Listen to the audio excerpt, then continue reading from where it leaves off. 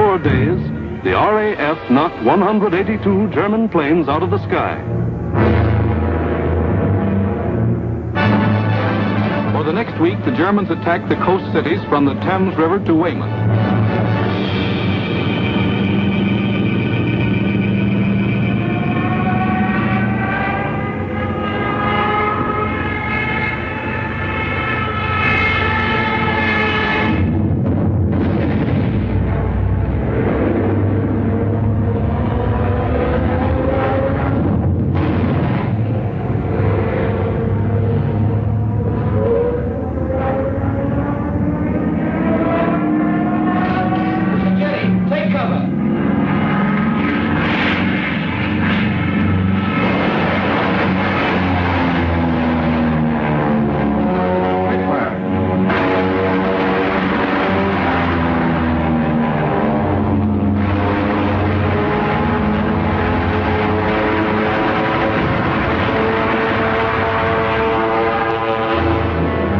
Paid off with 180 more planes.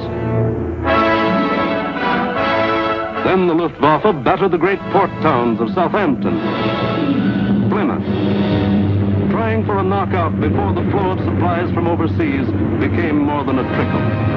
The ports took a terrible pounding, but they couldn't be knocked out. Cargoes went on being unloaded with the protection of the RAF overhead. Battling the Spitfires and Hurricanes in the air wasn't panning out. So Goering switched his main attacks to the fighter airfields, Dover, Deal, Hawking. Maybe he could destroy the planes on the ground. He bombed the airfields, and the fields were hit. But the planes were saved. For Britain, unlike Poland and the Low Countries, didn't make the mistake of bunching its planes on the runways. The planes of the RAF were scattered and hidden, only a few on any one field, and those in the far corners. The Spitfires still went up to meet the enemy. In the first 10 days of the Battle of Britain, Goering launched 26 major attacks to get command of the air, and lost 697 aircraft. The British lost 153, and 60 British pilots bailed out.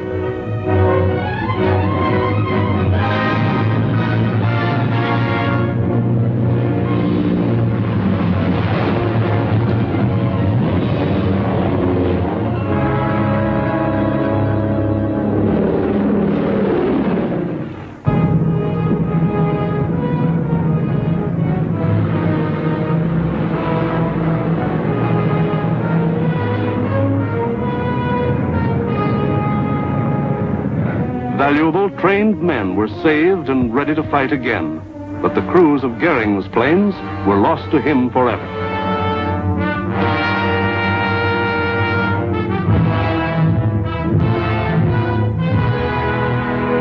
The pace was too hot. Something was going haywire. The Nazis had to call time out. On a 2,000-mile front from Norway to France, the whole Nazi Blitz program was being stalled because the RAF was still in the air. The shock troops were getting hoarse from singing, "We are sailing against England."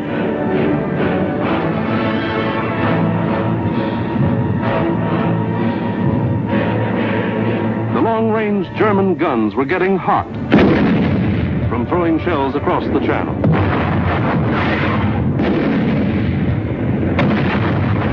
In public, Hitler assured the Germans, "Mr. Churchill tells his people that England will win, but I tell you that victory will belong to Germany."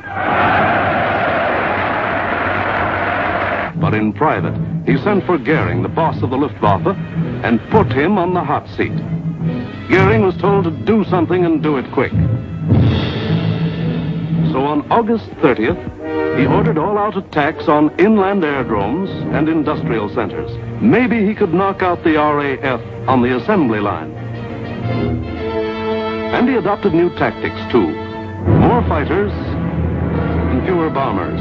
Or maybe he just had fewer bombers to send. Anyway, those he did send were well protected. Fighters above at high altitudes. Fighters on both sides. Fighters in the front and in the rear. Fighters weaving in and out of the bomber formations. of the first round was ready, with higher morale and sharper defense. Improved listening posts were set up all along the coast and warned of the enemy's approach before he left the continent. A quick flash from the control station to the fighter station, and pilots were on their way to meet the enemy while he was still over the channel.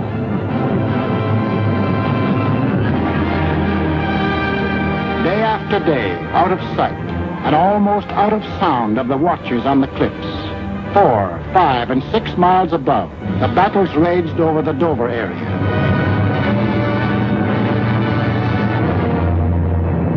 The Dover area became known as Hell's Corner.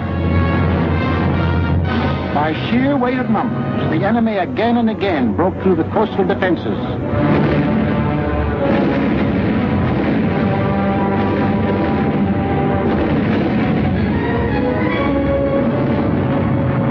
And reached inland to the airdrome.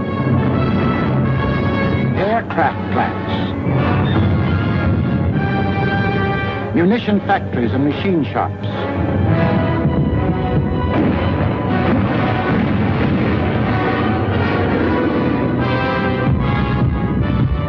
Hello, gunfire in the southeast. Right.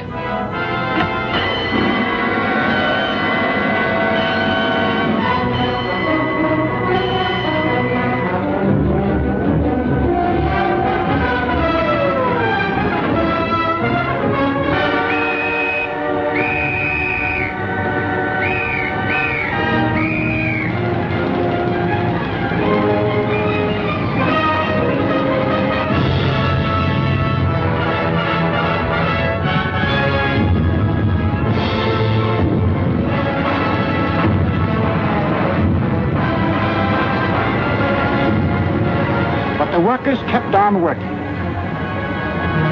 and the RAF kept on flying. These few men with wings, alone in the sky, behind their motors and machine guns, were shooting down more than the Luftwaffe.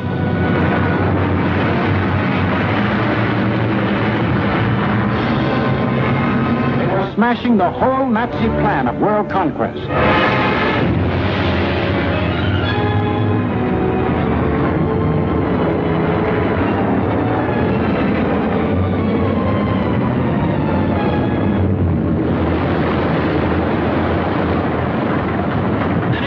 Johnny?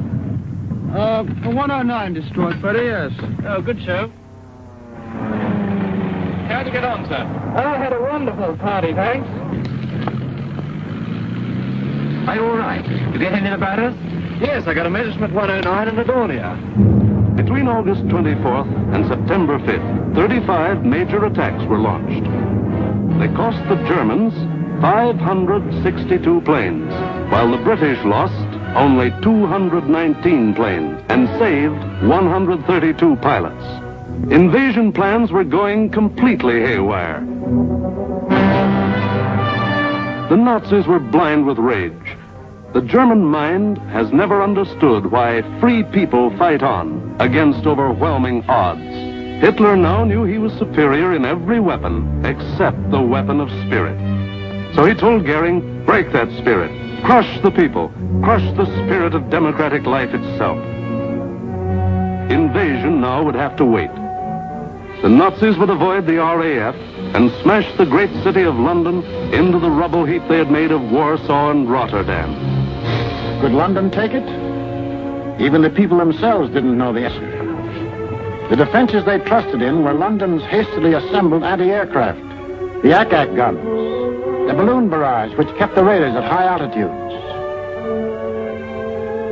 the Royal Air Force, now down to its last reserves, and the plain, downright guts of people.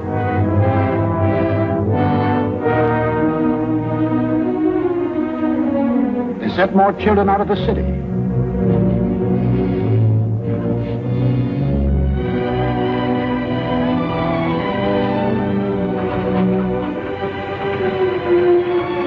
Tightened air raid precautions, stationed more airplane spotters, rehearsed firefighters, moved into bomb shelters.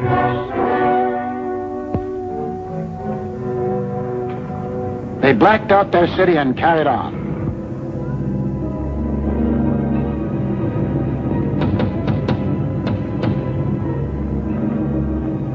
The first blow, aimed to crush the British spirit, came on September 7th.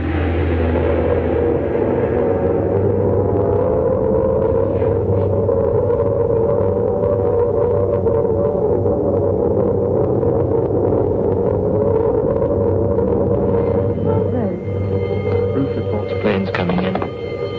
Control room speaking. Customers and staff will now take cover in the basement. Please do not run, but keep moving. Downstairs, or you can use the escalator.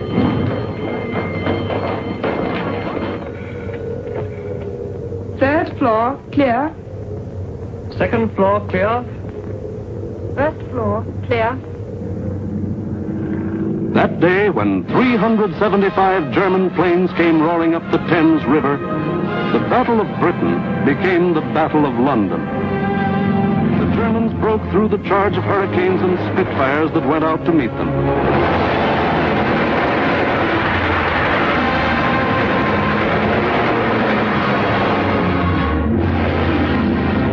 Gone was any pretense of aiming at military objectives. This was just savage destruction.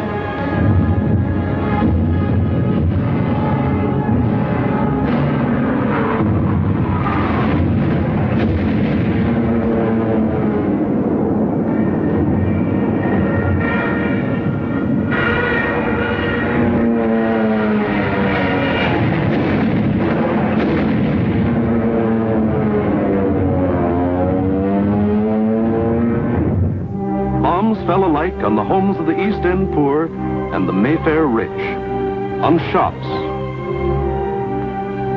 hospitals, churches. For 28 days, the Nazis were to drop everything in the book on the city of London. Tons upon tons of high explosives, delayed action bombs that exploded days later, torpedoes that sheared away whole buildings. And underneath the war in the air, the war of the man in the street went on.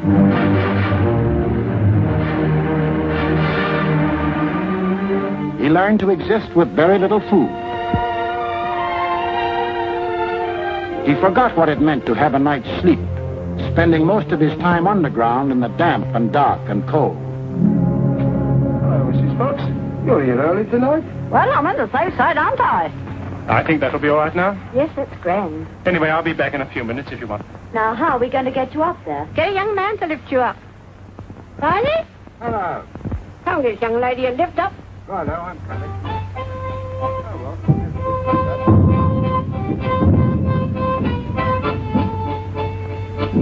The air raid wardens stayed at their posts. Doctors and nurses worked on steadily as the bombs crashed all around them. Rescue squads labored night and day. Hi, Gordon. A brown horse. Is she dead? Right, sir. Firemen said, nuts to the bombs, and battled to put out fires. This was life in the Blitz. Against all the rules of Nazi warfare, Britain was refusing to crumple up. Across the channel, the enraged Goering took personal command of the operations.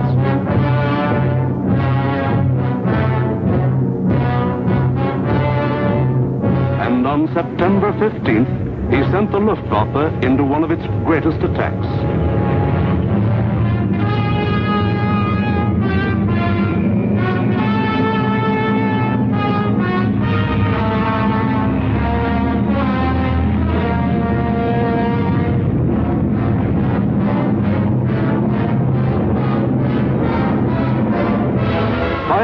German bombers and Messerschmitt fighters roared over the English coast.